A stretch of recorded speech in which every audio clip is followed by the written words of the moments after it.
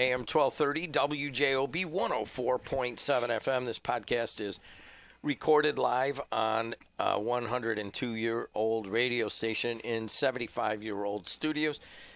If you're looking at the Guardstreet podcast for the first time in a different location, and we for 11 years, we're on the campus of Purdue Northwest, and we just moved down a few days ago to these new studios, which is our old studios, and they've been here unoccupied for 11 years. So just if it has a little different look, I thought I'd bring that up. We do a number of podcasts. If you want to highlight your business, your city, your town, your law enforcement, your school district, whatever it might be, we do dozens of them, and it is a way to talk about what you do. This one's going to be a little bit scary. Guardstreet is just for a note, can you turn those other two mics off? Yeah, they're giving me a little bit of. So Lynette Lopez does a really good job of producing here, and we do this, like I said, live. We're also on YouTube, and you can watch live. We're recording here on February 9th of 2026, and you can see us on YouTube. And if you want to, you can also get these on Apple, Spotify, wherever you get your podcast. Just type in Guardstreet. So Vince Mazza is with us. You guys have seen him many other times. Vince, how you been, man? Oh, fantastic. Thank you. All right. How about you? We moved back home. As you could tell, it's really kind of rustic here now, but we're building brand new ultra-modern studios, and I'm pretty excited about being back home. Just walking around out there, it's really coming together. We've always wanted a controlled environment. Yeah. We were not controlled at Purdue. In other words, the loud trucks would go right by the thing, and then the light would get, a cloud would come, and it was kind of hard, and then you got a lot of street noise. So now we have a closed environment, but in all irony, Purdue is like, hey, this used to be an innovation commercialization center, and then it turned into a cybersecurity center at the exact same time where you came in and did a podcast and said, cybersecurity is the number one hottest topic or hottest subject matter on college campuses. And it's easiest to get a job anywhere in America if you just get a cybersecurity degree. Purdue came in and made it a cybersecurity center. And I'm like, gosh, I should have known this. Sorry, Jimmy. Yeah, exactly. So it was kind of ironic. But remind people what Guardstreet does. Absolutely. So we are a cybersecurity company. We focus mostly on the proactive side of getting companies in a spot where they are protecting their assets. We also have teams of ethical hackers that will actually attack companies for a living, and we'll show them where the different areas where a cyber criminal could navigate into a company, and then we also handle the emergencies. So here in the Calumet region or anywhere else you might be listening, you say the word, I hate to say this to anybody that owns a business. I mean, we do business with more than 100 businesses throughout the year. And if any of them happen to be catching this at another time, we play these podcasts throughout the day sometimes. I'm going to say a word that just makes you not sleep well at night. And it's actually kind of a hyphenated word. It's called cyber attack. What is that? Yes. So what we're going to talk about today is the anatomy of a cyber attack. So a cyber attack is when an outside cyber criminal navigates their way into your network application, and they cause all sorts of ruckus and potentially extort. And that's going to be the focus today, is an extortion attack. What's a double extortion? A fantastic question, because the double, particularly over the last year and a half to 2 years, the double extortion and now triple extortion attack has been the in vogue approach. In fact, every major cyber criminal organization is pursuing it.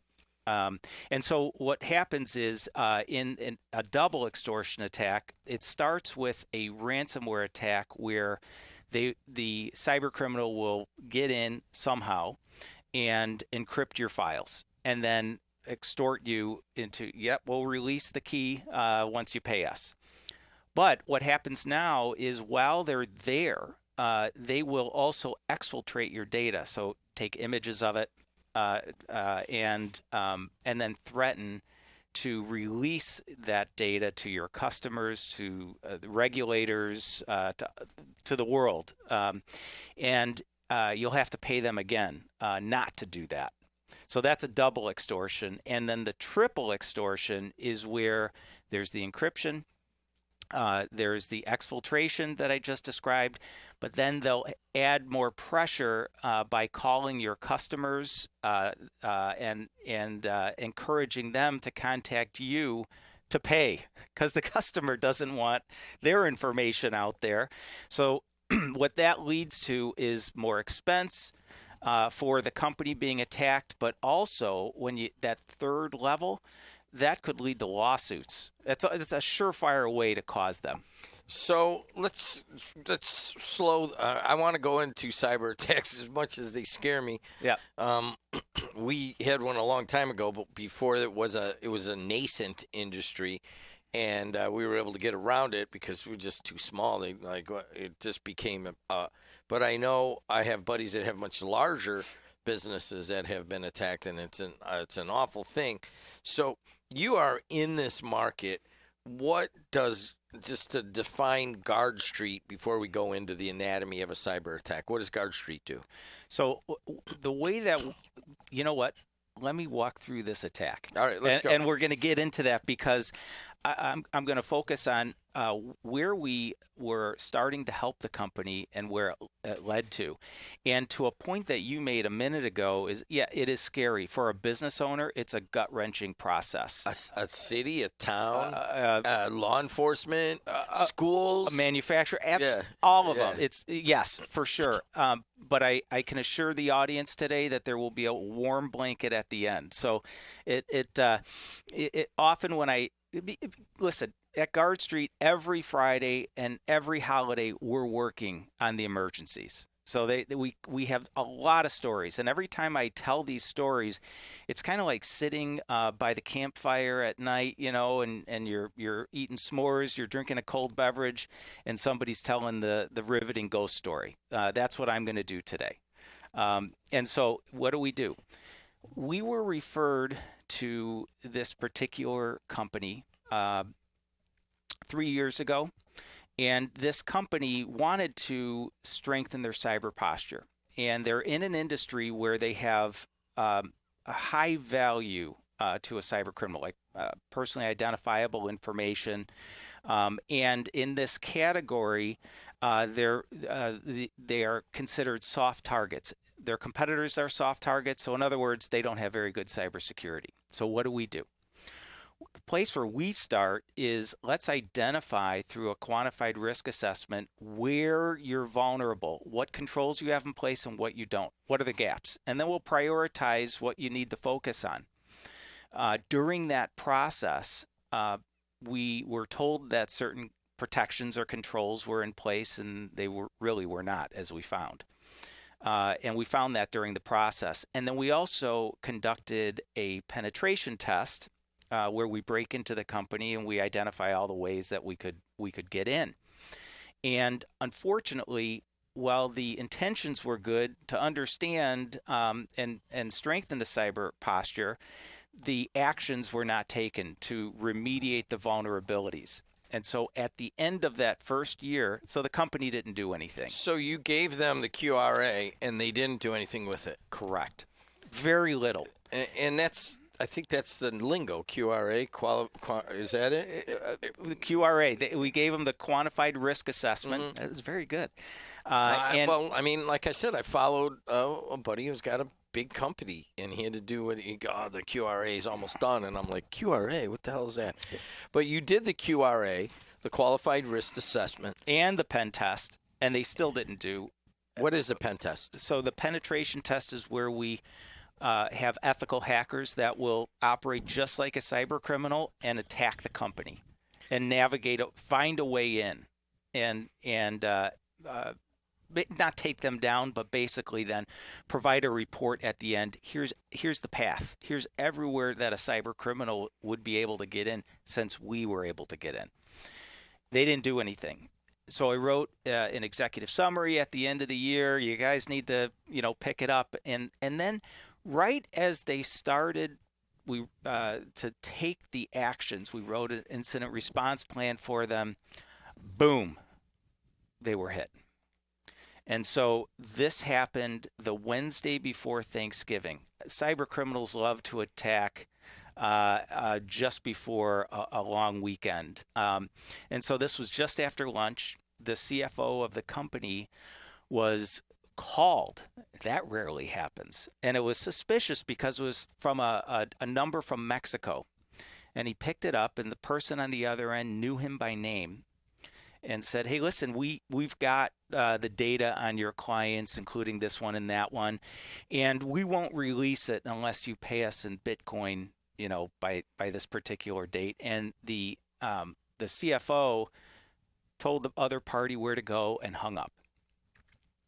He then called his IT guy in and said, I got this call. This is real. This is kind of weird. Within 30 minutes, the email security for the company was alerting. And then they called me. And they explained it. I don't know if this is tied together. And I said, take it seriously. And let's see if you were or are under attack. Can you check the logs? Logs were one of the things that they were supposed to have and didn't. And so basically they were blind. They were not able to see because they didn't have this thing called log monitoring. And they weren't able to see if they were or are under attack. So at that point, let's get the digital forensics team involved, which we did. And now it's a lengthier process to figure that out, but we got right to work. Worked through the weekend. Everybody went home disappointed. Wednesday, very concerned. Right into the Thanksgiving holiday. Early Monday morning, the digital forensics team is still working. Now, this company has 4 offices, about 100 employees. At 8 a.m., in unison, at all their offices, every single printer, scanner, and fax machine started to print. And so if you didn't get the message on Wednesday when we called, or the email security alert, it's coming through loud and clear now. And so on this ransom note, it listed the leaders of the company. It listed several of the files that they had, the customers, even the amount in their bank account. And at that point, they also, we're going to release this to our dark web website, regulators, the media, and so forth, unless you pay us. At that point, this was no longer digital forensics. This was an emergency response, and it was a big one. They pulled us in, the insurance company, legal, FBI, and so forth, and it was a huge effort. We could do a whole show on the anatomy of resilience, emergency response, and incident response. And so we got to work. So what happened? Well, the way that the criminals got in is they were doing what's called a password spray, where they've got thousands to millions of different passwords that could, basically allow them to get in. They did social engineering to figure out who the top guys in the company were, so they could, have a username, and then password sprayed, and they got in through their VPN. Once they were in virtual private network, how you log into the network remotely. And once they got in, files were not encrypted, and they got to one of the administration accounts. So that's the keys to the kingdom. And that person had their passwords on an Excel spreadsheet that was not protected or encrypted. Immediately, they had their way with the network. They had no way to know. They could have been navigating for weeks, and they wouldn't know. They had an antivirus, but they didn't drop a virus. They didn't drop ransomware because they got in and they realized, their backups are intact, and they're immutable backups, which means they can't be deleted. You can't encrypt them. And so they couldn't double extort. So they went the path where they knew it would be a lock, which is the exfiltration path.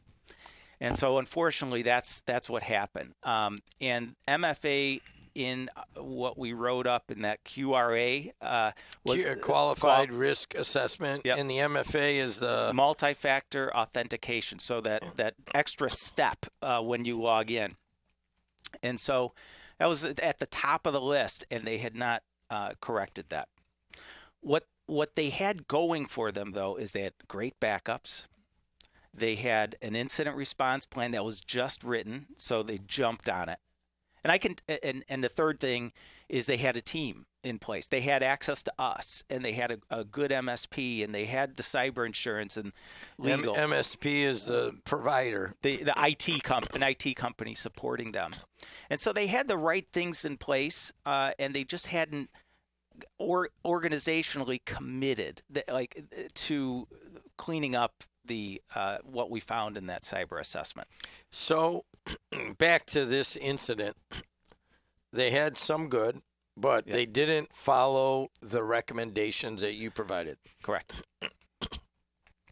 So you're in this at the end of the weekend, and Monday all of this becomes real, and they have all the data.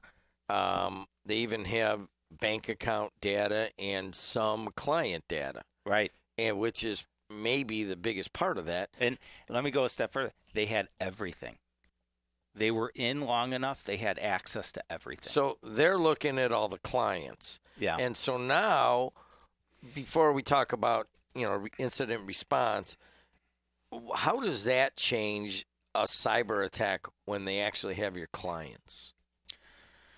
Well, that brings a whole new level because you're now concerned about your public image. Most cyber attacks are not reported. If it's a ransomware attack, you're not obligated to. If it's a breach, you are. But if you're just being held ransom, you're not obligated to. You can solve it. You can restore your backups. You can pay the ransom. Hopefully not, but pay the ransom. And it could be a quick, expensive, but a quick scenario to get through. But when you start to bring in clients that could be contacted, it's more expensive. It's a bigger deal. It's a bigger deal to contend with. And if there's that third tier, that you have to contact your clients. You're working with your clients through that. So going back to the beginning of this, how could they have prevented this? Yeah. So there's some very important things they could have done. Well, first, follow the quantified risk assessment would have been number one. But assuming a company has not had that, this is the warm blanket part of our discussion today. So first and foremost is to make sure you've got your access controls in place, the multi-factor authentication. Having a password manager, not storing passwords on a spreadsheet, especially unencrypted, and having least privilege. So certain people don't have access to certain aspects of the network, so it's restricted. Second thing is having good backups, which this company had, very important. Encrypting your data, so there's something called data loss prevention. And if you encrypt your files, maybe you could take them, but it's going to be difficult to unencrypt them. So having that in place is important. But now the aspect of what if you are under an attack? You need to have endpoint protection with a security operations center, so eyes watching it 24/7, and log monitoring, so that if you think you are or were under attack, you can quickly study that and make that determination. So how do you set up that log? Or can they do that themselves? So we can help them. Everything that I just mentioned, we can assist with. So logs. So we can help set up the endpoint protection, the SOC, Security Operations Center, and the log monitoring. We can help with that encryption, the data loss prevention. We can help them get organized with the access control. So setting MFAs. Yeah, so they would need their IT company to help with that, but we would help identify that. We could provide them with password management tools. And then we could help them in terms of identifying the least privilege approach. So like how small do you go where you start to need these services? When I speak at chambers of commerce, there's bigger clients there or companies there. There's small organizations. Everything that I just mentioned doesn't matter about the size of the company, and all of them need an incident response plan because, unfortunately, it's not if. At some point there might be something. Maybe not a massive attack, but maybe it might be that your MFA was down or something, and an attack got through. It was caught by these other layers of security, that the endpoint protection with the SOC. But you will have to follow an incident response plan at some point, likely. We're talking to Vince Mazza with Guardstreet Cybersecurity. You know him. We've been doing these podcasts for quite some time, and they're always scary. Vince, but mostly the 100 or so businesses are mostly small to medium-sized businesses that are owned by, just families usually. There's a lot of larger companies. But the very first thing they're thinking of is, oh my gosh, that sounds expensive. It doesn't have to be, and here's why. That quantified risk assessment prioritizes what layers of protection a company needs to focus on in order, but based on risk.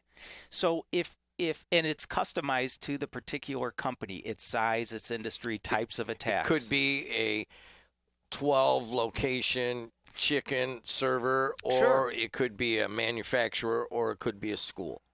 Absolutely.